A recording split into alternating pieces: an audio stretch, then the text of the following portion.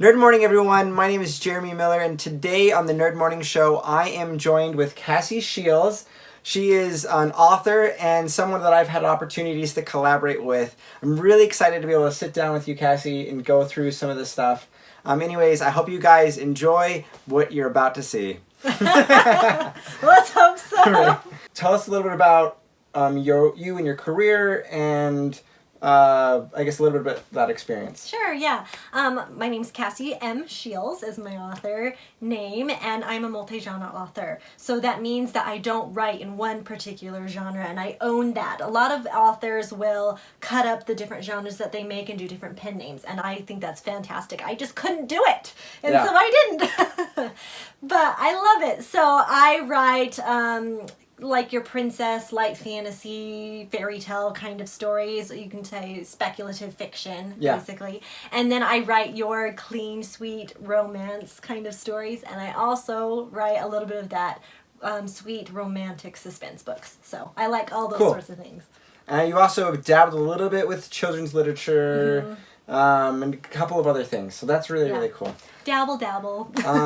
And you are also involved in some writing organizations. Yeah. So one of the things I wanted to make sure I did with my career is to be involved in the writing world more than just writing books and putting them out there. And so currently I'm serving on the board of directors for ANWA, which is the American Night Writers Association. It's an awesome organization. They're all about helping writers become better writers. It's all about growth and encouragement, and I love that because I think if you want to be a writer, you should be encouraged to write, and that's what they do. So, that's awesome. Yeah. Well, you really do need to have support and collaborate when you're working on pieces of literature. I'm an independent author. I have had to do a lot of work on my own, as well as being able to collaborate and work with others. And you as well, you've had a lot of things to do with collaborating. And that's kind of what I wanted to talk most specifically about today, was kind of some of the collaborations that we've done together. So when you were writing, you started out with Royal Spy. It was your first big book. And I actually got to help design, or I guess I did the photography work for now what will be 4 books. Yes. Your 2 princess books that you've published, your one that you have as part of your website that's a smaller story, and then also your upcoming book that's coming out. When it's coming out June 12th. Yay! So this summer, it's always fun to have a new book coming out. And what was that one called? That one's called The Prince's Decoy. Ooh. It'll be fun. It's another princess tale. Book 1 and 2 and 3 are different people, so you can read them out of order. It doesn't matter if you read book 1 or 3 or whatever first. And that's kind of fun. I liked that I tied them together being princess stories, but they're not building on each other in a way that you need to have read them in order. That's cool. Yeah, it's fun. And we actually worked on a project together, being that first book with Royal Spy. That was your first cover as well. So going into that, what were some of the things that you had to go through hurdle-wise to get to work with somebody, which was me as a photographer? Yeah, okay. So since I wanted to go the route of an indie author, that meant I was in charge of everything. I was in charge of the book, the type, the formatting, and the cover. And so I thought, okay, I know an awesome photographer, which was helpful. And I had this vision in my head of what I wanted for this cover. And I thought of this whole idea of this princess with red flowing hair, cool dress, and a sword, and like trying to show the secretiveness and the spy and princess aspect of this book, because that's what a cover is supposed to do, right? And so I contacted you, and I said, this is what I want to do, and luckily you were game for giving it a try. We found a model, I figured out a dress and everything, and got all, those teeny little things figured out. And I think we had fun. It was such a fun experience, and for me as a photographer, it was really helpful to kind of have a vision going into it, because I think that's the same thing for like photographers that do cosplay or for cosplayers or things like that. Whenever they're, you're doing some type of a creative photography, that knowing what the aesthetic is that you're going to be trying to get before you go in and do the photography work really gives you a lot of legwork, because you're going to spend a lot of time just exploring otherwise. And we actually ended up having to do a little bit of exploration. Oh, yeah. The cover that we kind of had both discussed and envisioned ended up not being the main cover. It actually ended up most closely being to your short story, Loyal to the Crown. Right. Which, it was an awesome cover, but it ended up just not really fitting for the royal spy and having that aesthetic. I remember that we were doing a bunch of these shots, and I was like, I really want to do a close shot, something that is maybe not revealing the full character. And I don't know, maybe those are some of the covers that I was starting to see and looking at that you maybe are seeing other ones. Right. But I was like really pushing this idea. And I didn't want to do it at all. I was like, wait, I have this vision in my head, and this is what I want. But I finally let you do it. It was like at the end of the shoot. Like, we shot for probably like 3 hours. Oh my gosh, yeah, because it was a long time. Because this was like, for me, this was my first cover type of shoot. So it was the first experience for that for me, and like I had a lot of photography experience, but just not particularly this type of photography experience. Yeah. And for you as well, like this was the first thing. My first book to figure out the cover, and I was set in my ways, and you opened my eyes to another idea, and I thought, whatever, we're not going to choose it. Go ahead, just take the picture. So we ended up positioning the model, shooting her from the back, and like kind of like having that secret thing. And I was like, really into like her holding the sword and having that with the fingers. Like I thought that would be really cool. And then you were like, oh, well, I have to have this somehow like convey this spy thing. Where I was like, girl with sword element. That's so cool. And so you put in kind of the crossing of the fingers, like, it's kind of like a take back kind of a thing. I don't know, like, that was an interesting bit of an experience. What was your take kind of from doing that? I was just kind of letting you do what you wanted to do at the moment, thinking I'm still going to be right, because of course I thought I was going to be right. Yeah. I wasn't right. So when you edited pictures, and the nice thing is that you gave me options. You ended up editing a couple of them, cleaning them all up, making them look good, and you gave me a couple options, and you had included that close-up shot. And I kept looking through them all going, okay, this one's all right, this one's okay. And I was thinking a little bit how I wanted text and stuff to be on there. And that one with the close-up, the finger cross, the sword, I was just like, dang it, I was wrong.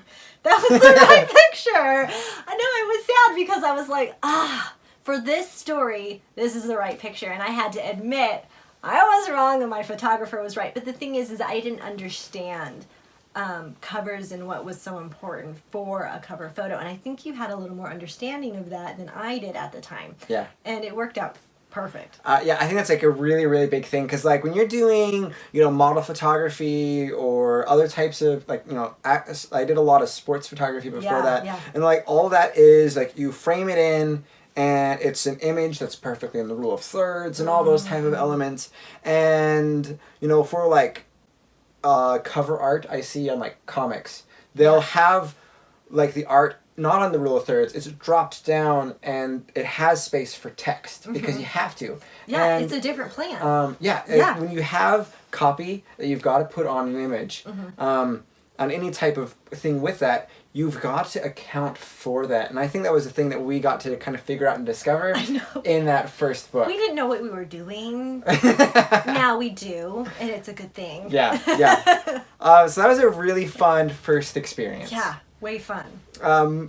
We got to do another shoot for some of your other books. So essentially that one was supposed to be one cover, and it ended up being served for two, with your short story and then the Royal Spy. Yeah. And the next one, we planned on shooting multiple covers at once. Yeah. And this was a little while later, was it a couple of years later? A year later?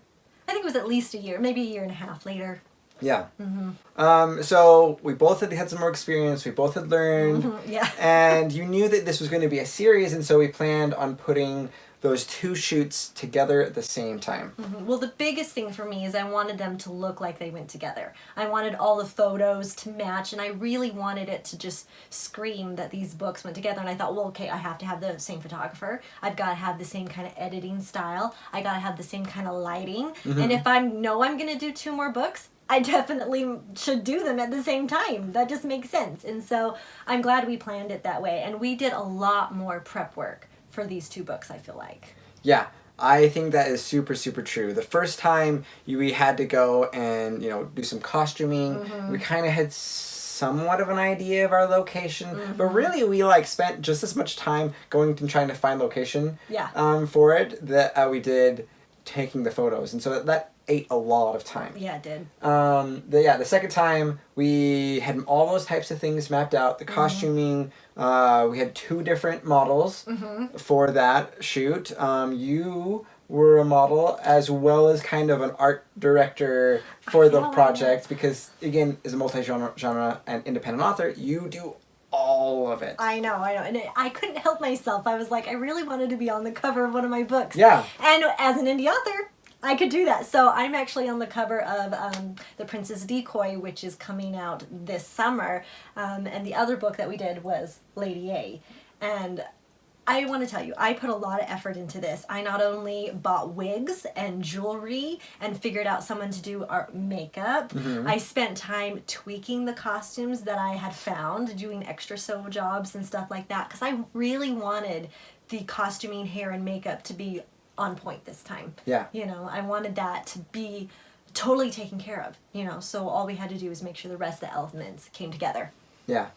With that helped as a photographer, for me so much because you came in, you were ready, you had all these other type of elements planned and prepared, and whether or not it was decided that it was going to be me that was going to take care of hair, makeup, or whatever, or it was you being taken care of those type of elements, having somebody saying, yes, I've got this, we've got a person, we're going to do this, that made a huge, huge difference.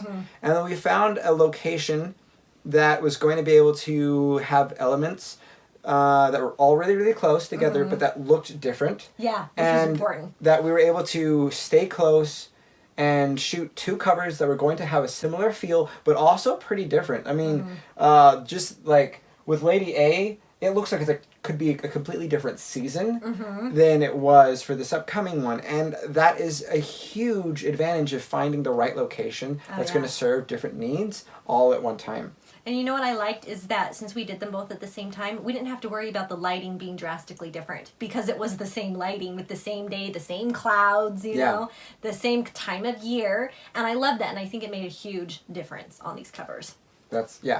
And I think, for me, we had, the couple of models where we had everyone there.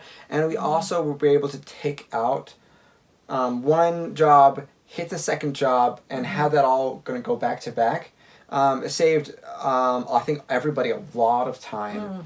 And we had it all just really planned. And I think that's so important when you're working with a photographer, is to be able to have that plan, because when you're actually spending production time, that's money. Oh, yeah. And, for us, we had a flat rate deal.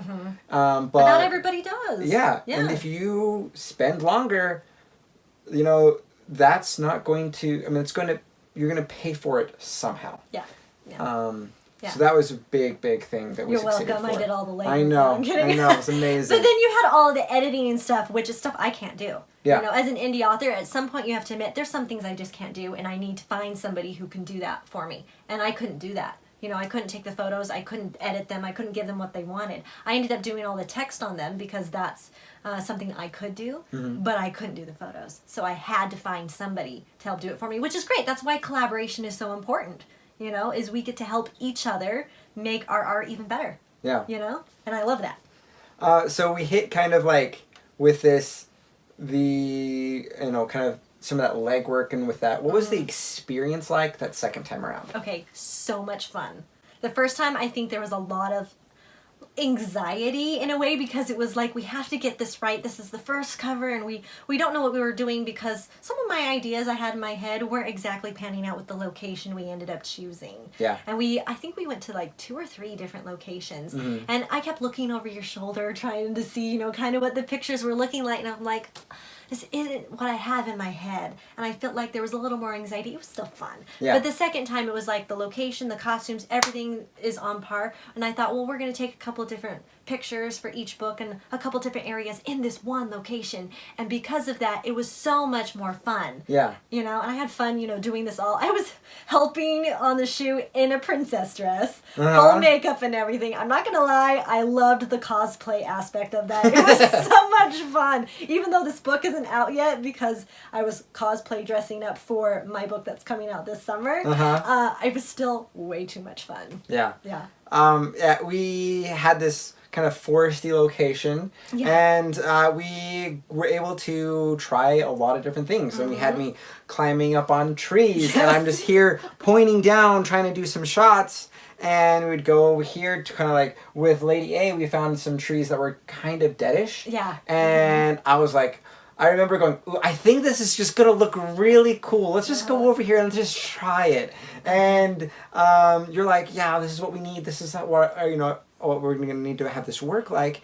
And, you know, we were able to communicate that, and we got that shot, and it was the cover shot, and it worked so well, and I just loved that. And then... You were excited about that. That was the one Remember that how I had I fun made with. you try and do the Princess Decoy in the same location, and it, like, bombed. Oh, yeah. It was, it bombed bad. It looked horrible, but this one, it was winner. Yeah, and with Lady A, like, you kind of helped find that location, and we, you know, set you up, positioned you, and I think that's a big thing with anytime you're working as a model, whether that's cosplay, covers, or anything like that. If you're, you know, a model, is to be able to have a photographer that you can trust and can work with. Because I'm going to be like, you know, working with you, manipulating, telling you to position yourself, and just like being able to like trust that they know what they're doing, that they're going to be respectful to me, all those types of elements I think is really, really important. Picking a good photographer, not just simply for the skill, but just kind of for knowing that experience that you're going to have with them while you're on set, I think is a really valuable thing. Yeah, which is why I wanted you to do the next photo shoot as well. Not just because I wanted him to look the same, but because I trusted you. You know, for that third cover, I have to have my eyes closed. And I was like, I wouldn't do that with just any stranger in the middle of like deserted foresty area. It's like, okay, I'm gonna close my eyes, no big deal. I was no worry there, you know, because you're there. And the funny thing is, I had just had a baby. You know, and I thought, oh, this is perfect because princesses are a little bit pampered. So I had a little bit more fat on my cheeks. And I was like, oh, this is perfect. I need that little bit of extra, you know, chubbiness there. So I thought that that was the perfect timing. And I had my baby on set, and it worked out fine, even with, you know, all of the craziness here and there. And you were really great to work with me, you know. And that was, again, one of the most wonderful things about being in charge of this shoot is I was able to make it work in my life. Yeah. You know? And as an independent creator of any kind, whether it's, you know, you're writing comics, you're drawing art, you're painting stuff, you're writing books, any of those types of things, being able to work around life is super important because work is work. And life sometimes kind of goes in there and says, hey, you know, you're, you know, doing this other thing, and you got to be able to say, no, I've got some boundaries, I've got to have things. But also, if you got to take care of your child, that child's coming with you. I mean, we had a support crew there. You know, we had someone to help take care of the baby.